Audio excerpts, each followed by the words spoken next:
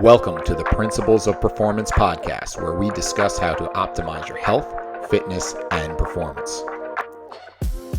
Drawing on decades of experience of working as coaches, consultants, and trainers to top performers, athletes, and teens from professional sports to top universities to the U.S. military, Eric DeGatti and Mike Perry discuss topics and strategies of how to perform at your highest level and be your very best. Join us and our friends and colleagues who are leaders in the fitness and performance industry as we investigate and challenge the most popular training, nutrition, lifestyle, and recovery protocols.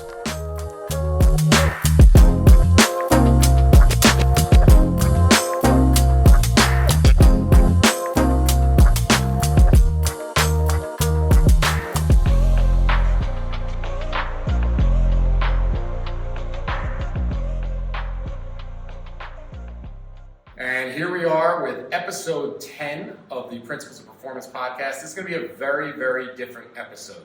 As you can see, we are not in our normal spots, and we have the very cool opportunity. We're actually in the same room together. Mike and I literally just drove into Rhode Island, where we're going to be teaching a workshop tomorrow, our live Principles of Program Design course at the Perform Better headquarters.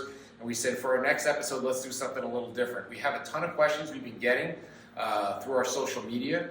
And we wanted to start to answer some of those, because if someone's asking it in one place, I'm sure a lot of people have that same question in other places. So what better way to do it than over a couple of beers, as they say up here. And so to Mike, here we go. Cheers, my friend. To episode 10. And here we go with our first question, all right, is the question about how do you handle programming with split versus full body routines? So Mike, I'll let you take the floor first, and I'll chime in.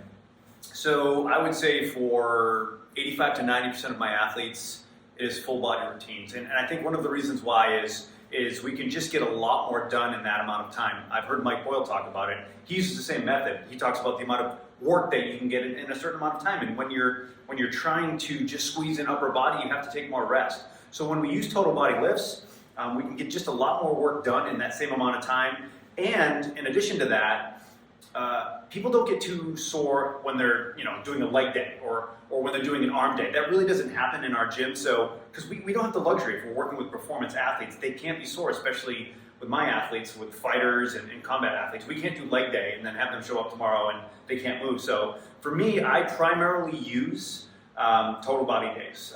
Occasionally, I will do some splits here and there, but for the most part, we focus on total body days. Yeah, and I'm in a similar situation just because of the population. So the first question is always, what is your goal?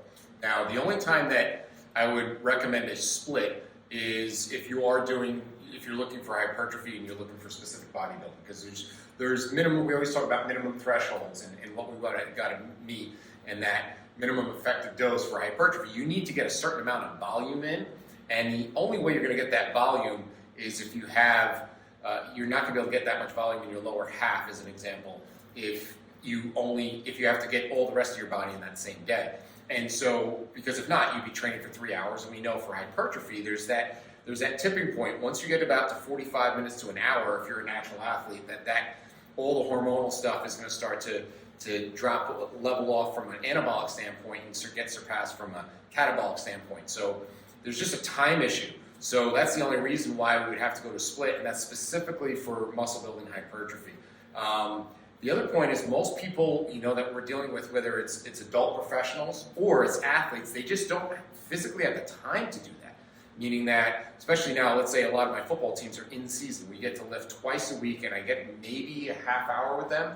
So I have to get a lot covered in a short period of time. So not only do I need to do full body, but even the exercises I choose need to try to cover a lot of ground at once. So, for example, like a deadlift or a standing overhead press, those kind of things are going to cover a lot of ground and check a lot of boxes, whereas I can't do as much isolated work and specific work. So it really comes down to time. And then you bring up a great point, are your clients okay with walking around being sore and a little bit of dysfunctional? When I mean dysfunctional, not what most people think of it, meaning that they're not going to be able to go full speed.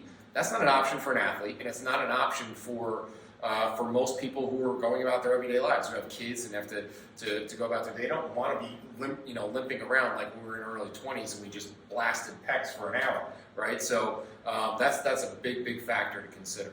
All right, next question. This one I'm going to also let you start off with because this was a specific one about developing punching power, right? Since you work with a lot of fighters, and asking about the tool that you would use, whether you lean towards dumbbells,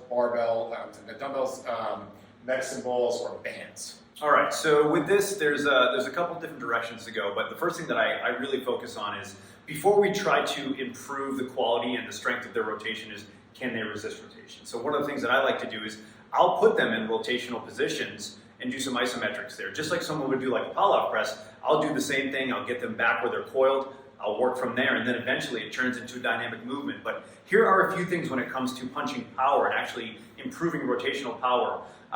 One is you have to have quality connection to the ground. You need to make sure that you are producing power and you're putting that through the ground. If that doesn't happen, it's not going to make a difference whatsoever. Think about someone knocking someone out in boxing versus in hockey. How many one-punch knockouts do you see in hockey? You rarely see any. It's because they don't have the ability to get force through the ground because they're on skates. So the first thing is creating force into the ground. The second thing is creating enough stiffness so you can translate that power through the torso and express it through the upper extremities. Now, my favorite tools to do that with are medicine balls and light bands. But when I am selecting the implements, it needs to be light because we do not want to alter the mechanics to the point where they're looking like they're laboring.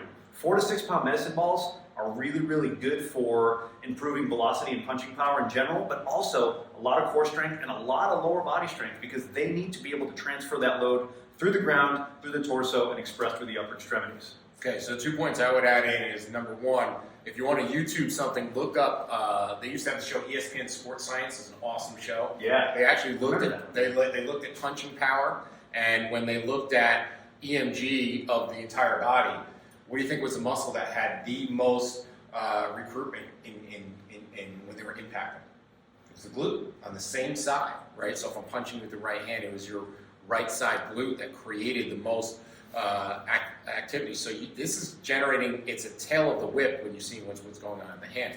And then the second thing is you have to look at with your motive resistance is where's the resistance coming from? If I have dumbbells, it's trying to pull straight down. So if I'm trying to punch out, that's not resisting that actual movement, where a band or a cable would be much more applicable to that. Now the medicine balls is a little bit of an exception because I can actually release that, and it's going to be a little less stress, okay, on the joints, and also the resistance curve is the band's getting harder as I'm punching. It's not a bad thing necessarily, and we may want that accommodating resistance, so they learn to accelerate through the end of the punch. But those are 2 of the big considerations I would have when we're looking for punching power. And then even a step back, we always look at our process. First thing is before we can worry about, and I love that you backed it up to the isometric, before we can worry about can you create, tension in isolation and isometric, is can you even create rotation? Like, can you even separate and create trunk movement, right to left with a fixed pelvis? Can you rotate your pelvis over fixed shoulders? Because any rotational sport, whether it's golf, whether it's throwing a baseball, it has to generate from the ground, like you said. It initiates at the pelvis, then through the trunk, then through the shoulders, then through the hand. That's your kinematic sequence. So if you can't sequence that right, it doesn't matter how much, you can have a 60-pound dumbbell going back and forth. You're not translating from the ground. And I think sequencing is key here because one of the things people miss is they just throw a medicine ball. They don't think about, where is that load coming from? One of the things that I'll teach early on is almost like a small lateral lunge to get that weight shift. And then I'll teach them to make sure that as they extend that hip, there's that sort of slow motion sequence. And then I have them start to increase their speed eventually, because what you don't want to do is you don't want to release the ball before the hip does what it's supposed to do. Then you're not going to have any power. So it's not just about flinging medicine balls. It's about using a medicine ball to express the kinetic movement in that ground force, through the body and eventually release through the hands. So sequencing is super important. The other thing I would add too is I love doing like straight arm cable chops with this, where it's right off to the side. And the one thing I'll teach, and the cue that I'll give all the time, is imagine if that cable snapped, would you fall, right? Because the last thing you want is, great, it's in a bar fight. You lunge at somebody and punch and fall down, but in a real fight, if I punch and get myself out of position, that's an uppercut waiting to get me knocked out. So can you stay balanced and stay within your center when you're generating that power? And the cable chop is a good way for people to kind of get that connection. Absolutely. All right, so speaking of power, we had a question about how do you format reps and sets when it comes to explosive exercises? You want to take that, or you want me to take that? I'll start off with some of the principles, right? The principles are, once you get beyond 5, your quality is going to kind of go down. So I know there are people out there doing sets of 20 power cleans, and it's like, it stopped being power a long time ago after about the 3rd or 4th one.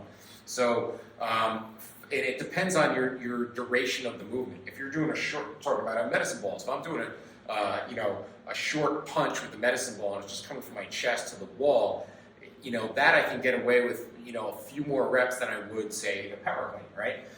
But the reps are often way too high. So I want to keep that low, 5 or less, and usually 2 or 3 for quality. And then the other problem is that the rest is way too low. Like, you can't get tired and get powerful at the same time. No. So if you are training for true explosiveness, you need to allow for ample recovery, whether you're doing sprints or you're doing, medicine ball throws. There needs to be enough rest in between. And I don't know if there's any ratios you like, and obviously it's relative to the fitness level of the individual. For some people, 4 to 1, they're bored by the time you get there and they're totally recovered. Where some people, 4 to 1, they're still huffing and puffing. So there's a little bit of individuality in there, but they have to be fully recovered, whether you're using heart rate is your guide, breathing is your guide, and obviously their level of fitness. Yeah, I think another thing to consider is, even before we get to power, if you're not strong to begin with, you're not going to be able to express power. I always use the idea of, try to watch a 9-year-old, 9-year-old female soccer player throw a medicine ball. There's not much power going on there, right? So, not to say that medicine ball throws can be a decent exercise, but I would spend time getting them just stronger in general before we do anything else, and then go from there. But less is more when it comes to power. Absolutely. If you are huffing and puffing and you're tired, it's not power or it's not speed development. It's just not. If anything, what you should feel after power work is you should feel sharp. You should feel like you just took like a strong shot of coffee, right? You should feel energetic because your nervous system should be smoking. But if you're huffing and puffing, you probably overdid it. And in my world, when it comes to working on power development, but also having that ability to replicate that power over time, we program it in a way where we start off with power, but then we have to work on power and the capacity of that power, also known as alactic capacity. So we'll go from a true power template, and eventually that will turn into a capacity-based template, because the sport that I work with, primarily mixed martial arts, requires the athletes to produce power over and over again. And if we can maintain the highest power output over time, that's where you have a huge advantage against your opponents. And that's where your tech can be really helpful. So like using like a push band, right, will allow me to say, if we're doing trap bar deadlift jumps, right, and I can measure, okay, we got a 1.8, a 1.8, a 1.6, okay, you got to come bring it up, 1.4, all right, you're done, right, because now you're going to get good at being slow, and that's the way we can regulate for quality to make sure we're still training that intent for power. And then the other thing you brought up I like is where it is in the workout. If you're going to, this requires a high degree of nervous system activity, so you got to do it generally earlier. Or what also works real well is obviously doing contrast methods and using it within your strength. So that would be going immediately from a heavy bench press right to an explosive push-up. Works real well in contrast. So we can kind of take that same movement and mimic it. NASM had their they had all those different things, stabilization, equivalent training, and so forth, where you match a movement to match something for stability, and they also had the same thing for power development, where you do a strength thing immediately followed by that, but a lot of people use that along the way. Yeah, it's basic potentiation, right? We've got French contrast training, post-activation potentiation. Guys, really what all that stuff is just manipulating the nervous system, right? We're just trying to take advantage of the fact that if we do the right things, we're hopefully going to get the desired output. And generally what that will look like is a heavy grind paired with some sort of body weight or even assisted-based movement, where we can work at both opposite ends of the spectrum. Sometimes it's a heavy grind paired with a body weight explosive movement. Sometimes there's something in the middle, like a tricep. A lot of the times in French contrast training, you'll see someone do a trap bar deadlift, a dumbbell jump, and then a body weight jump, where we actually start to reduce the overall load because of the amount of stress that's going into the system. And yes. Or building go into assisted, right? Yeah. They'll hold a band that's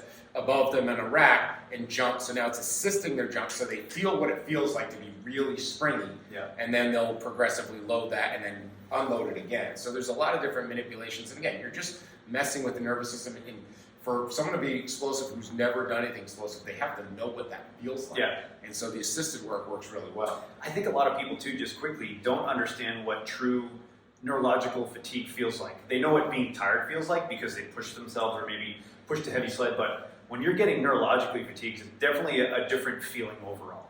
I always tell people, if you've done a good power or speed workout, you should walk out feeling like you wanted to do more. You had definitely had more on the table, and you should almost, but at the same time, almost feel like you just took a test, like you just took an exam. It was hard. It was a Because lot of concentration. that's your nervous system. Yeah. Right. So, all right, a lot of power questions or somewhat related questions. So, what about doing plyos or speed and agility training for clients over 40? Like, I know you have a huge adult group fitness population.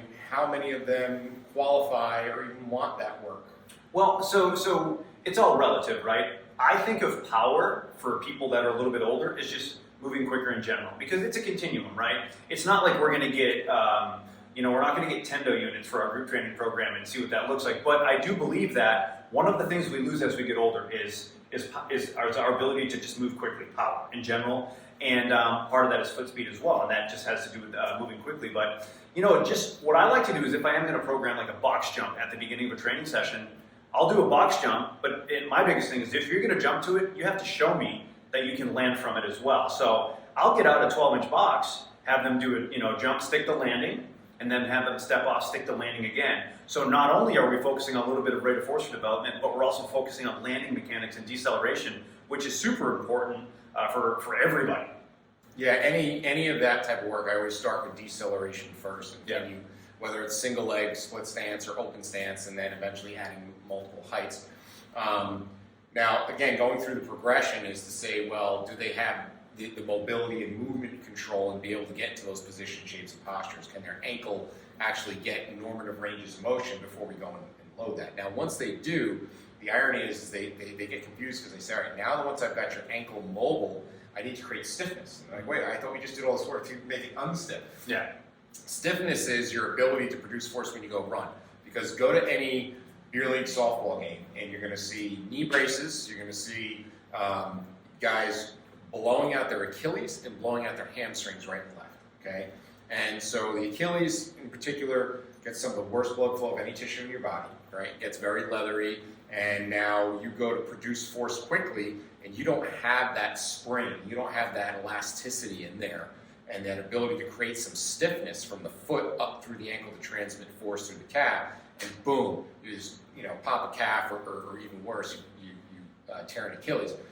Then when you talk moving up the chain into the hamstring, the sequence we use when we sprint is completely different than we use when we jog. So even you get that guy who goes to the gym and jogs on the treadmill for 5 miles a day, and then tries to leg out a single in a softball game, blows out his hamstring because the rate of force production is not there, and how quickly you can access that is incredibly important. And then that goes into talking about this population. A lot of the conversations I've been having with this group, this say 35 to 65-year-old group, is that it's interesting because they're looking through two windows, right? They're looking through the rear window with the Al Bundy approach, right? I scored 4 touchdowns in the state championship game. Uncle Rico, Al Right. Bundy. It's all the same. And coach would have put me in, we would have won states. Yeah. So they're going through, why am I not that guy anymore? And they can't be that guy, and they're actually the most dangerous, right? Because they think they are their former self, but a lot is diminished since then. But on the other side, you look out the front window, you're just as close to 65, 70 as you were as to 18 and 20.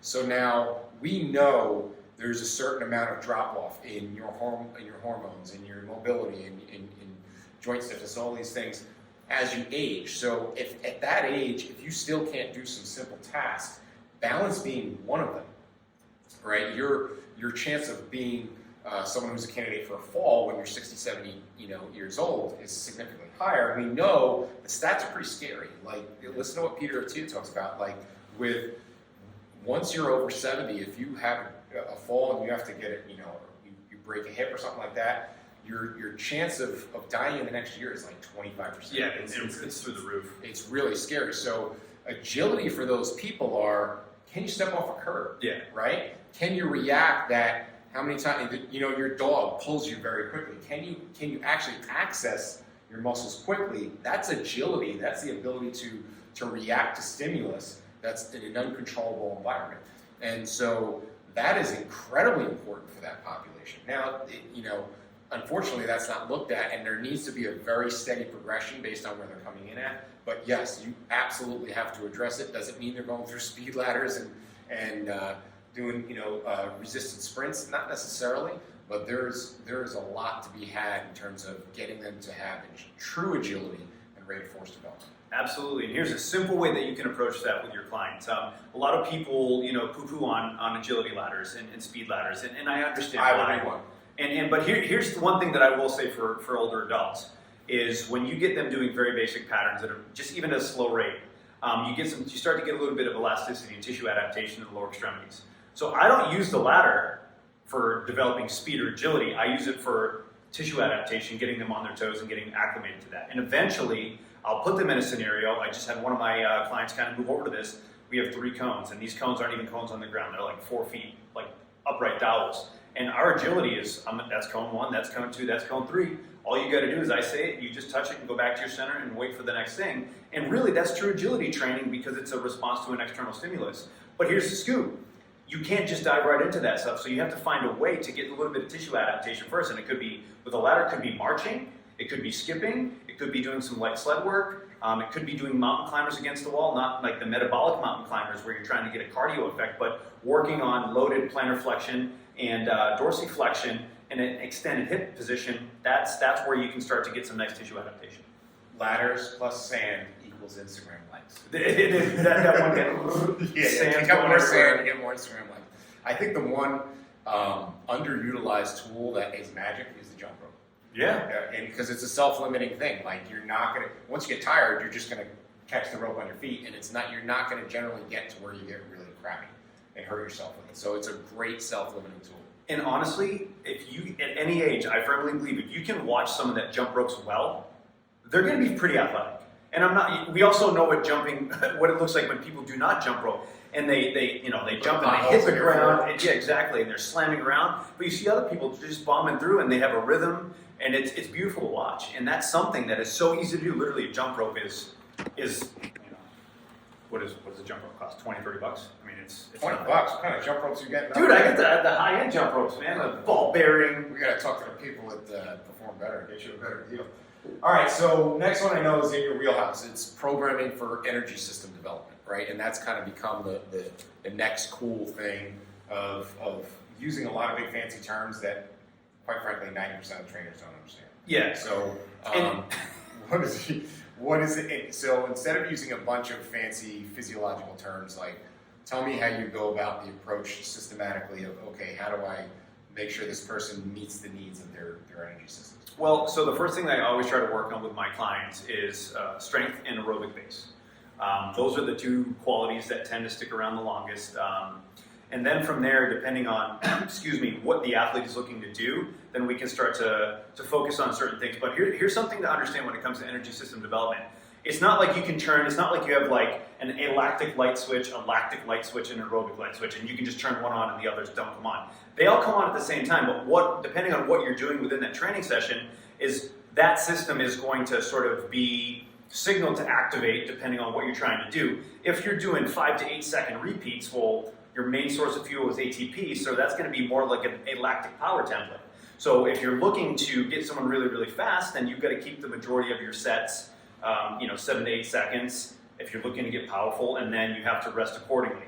And you can get a lot of the basic work to rest guidelines from a lot of the books for like block periodization, a lot of different periodization books. Joel Jamieson in Ultimate MMA Conditioning does a really good job at outlining the templates. So here's the scoop. When it comes to designing energy systems in general, it's a continuum, and that's the one thing people miss is they don't understand that if you are doing max effort work, you have to start with small increments, 5 to 7 seconds.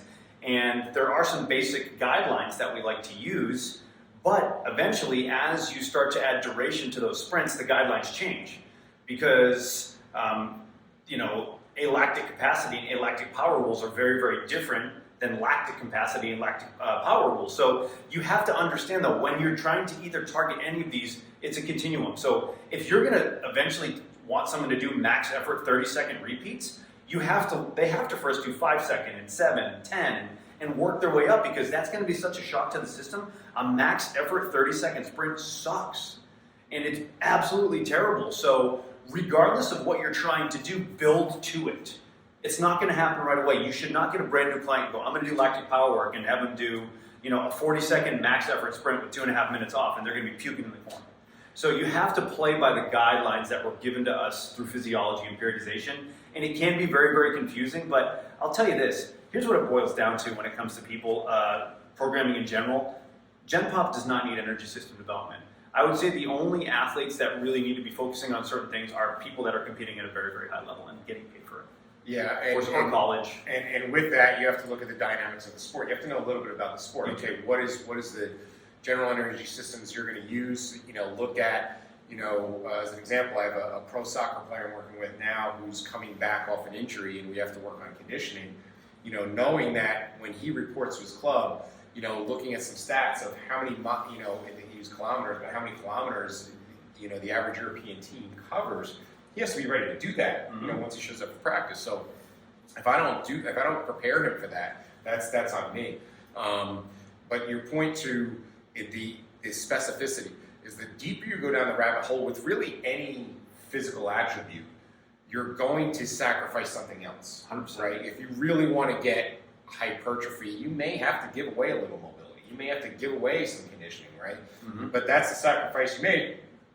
If you're a bodybuilder who's going to go stand on stage in your underwear, you have to be able to do that. So, does the average person need that? No. So, what I actually really love in terms of the person who's not in a very specific, or even if they're the person who's an athlete but they're off season, is I think Andy Galpin on Huberman's podcast did a really good elegant job of kind of explaining, like, the bulk of your work, the bulk of your week should be generally low intensity, whether you want to call it zone 2, sub-maximal, basically below a conversational pace or below.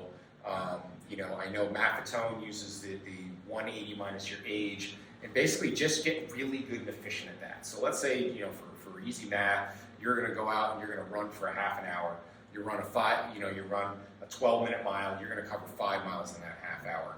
But your rules are, like, I have a guy who's getting back into competitive running now. He's in his 60s. He's run multiple marathons, and I say, but he needs to build back on his miles. I say, here's your low threshold rules. Number 1 is if you have something like a Morpheus strap or something like that, where you have to stay in your blue, you can't go into your green. And for those of you who know what that is. If you have just a heart rate monitor, then you have to stay within that Maffetone number. Mm-hmm. Or if you don't have any of that, we're just use your breathing. If you can stick with nasal breathing, that's generally a pretty good, guideline, and you have to stay there. So if that may mean you're at a 12-minute mile. Now, here's the thing: is that if you can do that, and now next week you get down to an 11.5-minute mile, at this following the same parameters, you're just more efficient. You can do more work at the same low level. Then you need to have some of that mid-range, but that's unfortunately where we spend too much of our time, right? Yep. That mid-range, where if we get 1 or 2 days a week of that, of maybe 30 on, 30 off type of stuff, where we're in that, not maximal, but not sub-maximal, where we can't really hold a conversation, those kind of intervals, those are great, but you don't need a heck of a lot of that. And then at least once a week, you should, do something that is something you cannot do for more than a minute. Yeah. Like, you max out your heart rate. Now, not everybody can do that day 1. Yeah. Once they've don't try to do that day 1. Don't erg bike somebody to death on day 1. But at some point, once you've developed the base of fitness and you can handle those bottom 2 zones, 1 day a week you should go all in. And that being said, that day is 8 to 12 minutes, maybe 6 minutes, if that. So and those are hard intervals where you're getting as high as you can. And the problem with that is that there's not a lot of modes that can get people there, right? Because they'll fatigue out from a muscular standpoint before their heart rate gets to max, right? So that's where, like, an echo bike or something like that comes in handy, because you taste ammonia about 10 seconds in. Well, yeah. I think it's one of those things. It's that's another thing too. Before you get into specific energy system stuff and you're doing high intensity max effort stuff, before that, a lot of muscle endurance work is really, really good. high intensity continuous training is something that Joel Jamieson has talked about, where you can do sled drags for a certain amount of time, or you can do, just even step ups for a certain amount of time. It's not the most fun stuff and it's not the most sexy, but let me tell you, it builds the foundation. So the limiting factor no longer becomes muscle endurance, it becomes something else. And I have to say that sleds are probably my favorite version of that. Yes. The elegance of the sled, there's no eccentric component. Yeah. So as much as you feel like death and you feel like your quads are going to fall off the bone, mm-hmm. once that sensation goes past, you're good. Yeah, you're not going to be sore the next day. So it's a great way to build that up, mm-hmm. And not beat people up and get a whole lot of bang out of that. So let's continue on because we're running out of beer and we got more questions to answer. So I'm going to jump over this next one, and we had a question about avoiding pulled hamstrings. Heard that emphasizing lower abdominal strength, glutes and hamstring strength is important. What do we think about that, and what are some of our favorite movements? Well, I'm going to take it from a little different spot, Let's go. and here's why. Usually when we start to get hamstring strains, it's usually because we have a rapid increase in load, volume, or intensity. We didn't build up properly. It happens all the time in the fall with soccer and football players, right? Hip flexors and hamstrings. Why? Because they've been lifting and they've been doing a little bit of training. That's fine, but they've never worked at max effort. And they've never worked at max effort repetitively, and then adding in everything else that goes along with it, like your skill work, I think it's usually too much too soon. So you shouldn't be surprised if you've never sprinted all summer and then you go to sprint and on the third one your hammy starts to lock up. Listen, you're doing something that your body's not acclimated to, and you're going to get that response. So I think that's something to think about is, what are you doing before that? I think that's a huge one. And then we can talk about movement. We can talk about making sure you're training what you should be training, which, in a lot of the cases when it comes to hamstring issues, making sure that you have, let's just call it quality hip mobility. So when you do go and extend the hip, you're getting some work from the glutes, and they're actually coming to the party a little bit. A lot of the times when people are super, super tight, they go to extend their hip, their hamstring does 2 to 3 times the work, and then it gets overloaded, and that's when we come and we have an issue. It's also known as synergistic dominance. It's a really, really big word, but essentially, it's again a scenario where you could be overusing one thing during a specific pattern, and that's why it's so important to get good quality hip extension and all that other stuff. So when it comes to exercises, I'm a big fan of single leg deadlifts. Probably one of my favorite exercises for athletes in general, to really try to bulletproof their posterior chain. And one of my other one is, I'm a huge fan of front foot elevated either isos or split squats, to really focus on quality hip flexion, hip extension, and stability through that range of motion. So a couple things I would add to that, because I agree with all that. I think that there's number one, it had the ramp up period is usually really poor, especially when you talk about preseason with athletes. Two is, if we look at kind of the levels we look at, first we look at your competency. Do you have the ability to get in the positions and shapes and postures you need to for your sport? And then with that competency, looking at mobility, but also stability and strength. And we have to look at it with the hamstring. It's really tricky because you have to look at it at the knee. It's a 2-joint muscle where you have to look at the knee, you have to look at the hip, and certain things are going to be more emphasis on one versus the other. So, just doing a bunch of ball hamstring curls is going to be, it's a great exercise, but if you're not also addressing it at the hip and being able to really manage your pelvis well. If you watch, if you go on and watch most people do, these Nordic or partner-assisted Nordic, hamstring curls, they're cranked way into extension and their head's poked forward and they're really in bad positions. And so that's not necessarily what we want to be in if we're sprinting or doing those sort of things. So being able to control your pelvis and have that in a good position. Asymmetries here are relevant to the force output that you're going to have. Like if my 300-pound offensive lineman has a minor 5-degree or even a 10-degree dorsiflexion asymmetry, it's not going to make that much of a difference. He's going to step, get in a fight for 3 seconds, and then be done. Mm-hmm. Right? If that kid who runs the 4-5, who's the receiver, has that asymmetry, something's going to blow out. Because almost every time I've seen a hamstring, there's some asymmetry somewhere that was glaring that got missed. And then I think the lack of consideration in training in deceleration. Yeah. Right? Can you put on the brakes? Because that's when you hear the first question I ask, and when anybody comes to me and they say, okay, my hamstring, my hip, my knee, whatever it is, say, okay, what were you doing when you did it? Well, I was going into a break, okay, or I tried to decelerate, or I was trying to accelerate, or I was trying to open it up, or whatever it was.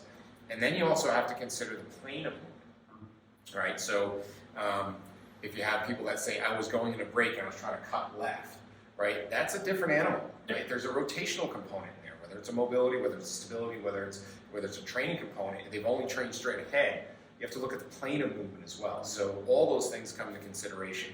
There's no magic. You could pull up research papers that say Nordic curls stopped all the hamstring injuries, and then save the world. and then you find another one that says it had no impact, right? So that's because what else did they do in their training that complemented that certain thing? So I wish there was one simple thing you could do. Yeah. So one piece of advice one thing that I think about when I'm training hamstrings, specifically with field athletes that are going to be running, cutting, deceleration, is you want to train knee flexion in every available degree of hip flexion and hip extension. So if you're on like a seated hamstring curl when you're in hip flexion, it's going to load the hamstrings very, very different than one hip in extension and one hip in flexion, right? So we have all of these degrees of hip and knee flexion together, and in order to be fast, you kind of have to own them all, and you have to train them all. So that's why there's varying degrees of things that you should consider when it comes to designing a program that will hopefully keep your athletes as healthy as possible. The other thing that's incredibly impactful that we didn't touch on is like you need to see what they look like running. Yeah. So if you have somebody that is very B-side dominant, and so for the people, it's a track term, if you cut your body and you hit it in half from front to back, it goes slice down from your ear to your ankle, from front to back. Everything on the back half of that is your B side, everything on the front is your A side. That's kind of how you get the A skip, B skip. If you have somebody who's very B skip dominant or B side dominant, they're a lot of butt kick, not a lot of knee drive. Those people tend to have the stride that heel strikes a lot. Mm-hmm. Those heel strikers are much more apt to yank hamstrings. Yeah. So we have to be super careful of that, and that may be a mechanical thing that we need to work on their actual sprint mechanics, and that's something to consider as well. All right, I think we got time for one more here. This one's a good one. It's a little mini case study, so to speak. This person says, I'm a physical therapist, and I'm stuck with a client who's one's in their active straight leg raise, right? So for those of you not familiar with the FMS system, it's basically a supine laying on your back, straight leg raise, where both legs are out straight. You want to try to keep the feet neutral, pointing to the sky. We got to see how high can we bring one leg without having the other leg be affected. And there's cut points we want to look for, as far as minimums and optimums. But this person's basically saying, I tried strap stretches, leg lowering drills, hip flexor stretches, nothing seems to work. What do you suggest? What do I do?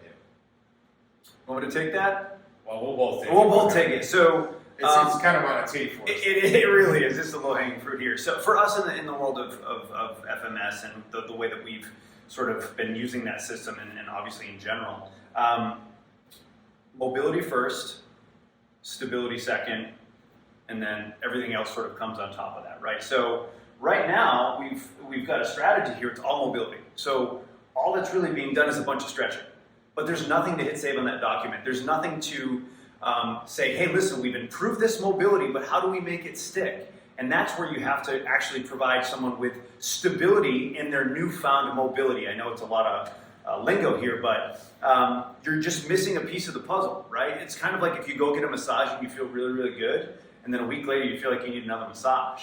And that's simply because we've made a temporary change, but that temporary change is not actually, it's not really sticking around because we haven't done anything to reinforce that newfound range of motion. So I think in a case like this, we've done the mobility work, and hopefully if you've done the mobility work, you can see a temporary change in that mobility, a short-term adaptation. And then if you want that long-term adaptation to actually happen, you have to find a way to load that and convince the nervous system that, hey, that newfound range of motion that we just had? Well, we need to keep that, so we're going to do some exercises to reinforce that. And that also is, static motor control, dynamic motor control, and eventually into performance and the general basic movement patterns. So this has been an area that, and I don't know if you found this, is that a lot of the cases that get sent to me that are, I've been everywhere and nothing has helped, right? Where I went to chiropractor, I went to acupuncturist, I went to physical therapist, and nothing seems to help me. And this was something I wouldn't have seen 10 years ago, and this is why we constantly want to keep learning, is that almost all of those people were motor control issues. They were stability issues. And that's often overlooked in our traditional kind of dogmatic approach of, most of our treatments in clinical care are mobility biased, right? And our assessments. And our assessments, right? And so we're looking at how much range of motion do you have, and can I regain standard range of motion? Can I get you in positions, and can I get you in, and we're doing this unloaded on a table, right? And so the first thing, I want to gather more information, and the two things I look at is something like their Beighton scale, which is just a simple 9-point scale you can do in about 60 seconds, and looking at, are they a person who tends to have a little bit more hypermobility? Huge. And do they have is someone who has more joint laxity, right? Because you have that person who's, and generally, I wrote a whole thing on this on my blog, of saying, it's just stretching making it worse, is that if you, the Beighton score, generally, depending on the research, is 5 or 6 or higher is considered hypermobile. And so with that person who is hypermobile, that may be the only thing saving their joints is that stiffness. So the next question is why is it stiff in the first place? And it may be a protective mechanism. And if you go and do a bunch of stretching, you actually make them worse, and now you're making the joints more vulnerable. Or maybe you think you're actually stretching soft tissue, and you're actually creating more joint laxity in a person who's already lax. So the first thing is, if they're not responding right away to mobility, and I'll know even with the assessment by adding a Beighton criteria and by just kind of looking at the overall screen and all their movement assessments to say, okay, well, this person, they moved really well. Or you can even do certain tests where if you can passively bring their leg up to 90 degrees, but then actively they're at 45, it's not a mobility problem, right? So it looks like a mobility problem. That's the like problem. one. Yes, and so they're going to feel the one. They're going to tell you my hamstrings are stiff, and they're not wrong because their hamstrings are stiffening, but they're stiffening as a protective. That's almost a symptom. Because it's not trusting that it's safe to be there. It's your hamstring's smarter than you are. And so what we have to do is look at creating control within those. And so with those people, that's where it's starting off with some fundamentals like some basic segmental rolling. Getting them to learn how to initiate to move from the center out, and getting them to disassociate certain parts of their body. Getting them to learn pelvic position, and positions like quadruped or half kneeling is a good way to learn what does neutral even feel like. Can you own that? And then from there, can you smoothly transition when you do things more dynamic, like you said, kind of starting statically. And then from there, obviously, you have to transition up onto the feet, because if it doesn't transition there, then what good was it? You became a treatment table all-star. So that's where you have to look at kind of outside of the box. Is the biggest thing that I see people miss is that it's a motor control issue. It's a stability issue, right? Now, if it's a stability issue, and here's the next question I ask, and this can even go into the hamstring thing, is I'll say, okay, when you feel your hamstring, if you went out to run right now, would you feel it on the first sprint, or would you feel it on the 10th sprint, right? Well, if they say, and these two questions kind of tie together, if they say, no, I'd feel it as soon as I sprint, okay, well then that's something that's a movement competency issue. We're not getting good sequencing, we're not getting good firing, there may be some tissue damage in there and he still needs to heal. There's a lot of things from a movement competency issue. If they say, no, I don't feel it until I get in the fourth quarter, until I get to my 10th sprint, it's a capacity issue, right? It's a capacity issue. They're just not fit enough to handle what they're asking their body to do. So that's the ramp-up period that they're not ready for, that they can't do what they need to do. Side story with this is I had a local high school football team. You know what they used to do is their sprint program, and I think it just sounded cool and it kind of rhymed. They used to do 40 40s. 40 40s, and it was horrible for the children who had it was basically child abuse is what it was. Horrible for the kids that had to go through it. It was a wonder for my business because they had more calf, ankle, hip flexor, and hamstring issues than any team I've ever seen. And it was just insanity, like not understanding, going back and tying it all together, energy systems, not understanding power and explosiveness. Like, watch a guy after he runs a 40 to make his living, right, in an NFL combine, and that guy needs to lay down for the rest of the day, right? Now, you're going to do that 39 more times. What do you think number 38 looked like, right? And so that's why there needs to be some level of quality control. And so capacity is also the other overlooked thing is once we've created this competency, do we have the capacity to handle those things? Because again, a lot of treatment gets you to the point of I'm weight bearing and pain free. You're not ready to go out and play in a soccer tournament this weekend. And so how do we ramp that up? And so there's we can go on a whole other podcast, and that's probably a good idea of how do we ramp up and return to play, and what are the criteria. But I think we've covered a lot of ground. We have covered a lot of ground, and it was good to do this in person. And we were just getting started, but we're running out of beer, so I think it's time to. This is gonna be our only for the people that that are going to criticize our habits here. This is the only one we'll have all night, as far as you know. But this has been great. This has been episode 10 of the Principles of Performance podcast. And if you have questions you'd like us to answer, we're going to be doing these. Maybe we'll do it every 10th one. Will be a good way to do that. You have questions, shoot us a direct message on any of our social media. It's Coach Mike Perry on Instagram, but just Mike Perry and all the others. Myself, Eric DeGatti, on all the different platforms, as well as you can email us at principlesofprogramdesign@gmail.com, or you can visit us on our website.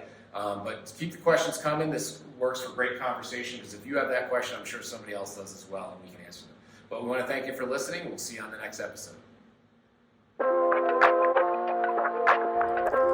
Thank you for listening to the Principles of Performance podcast. If you've enjoyed our content, please like and share on your social media outlets, as well as subscribe and give us a review on YouTube, Apple Podcasts, or whatever your preferred platform is to listen to.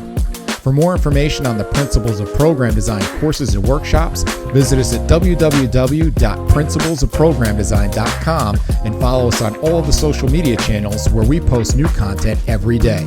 To save 10% on any PPD courses, enter the discount code PRINCIPLESPODCAST10 at checkout. If you have any questions we can answer or suggestions for the show, you can email us at info@principlesofprogramdesign.com or message us on social media. Thank you again for your support.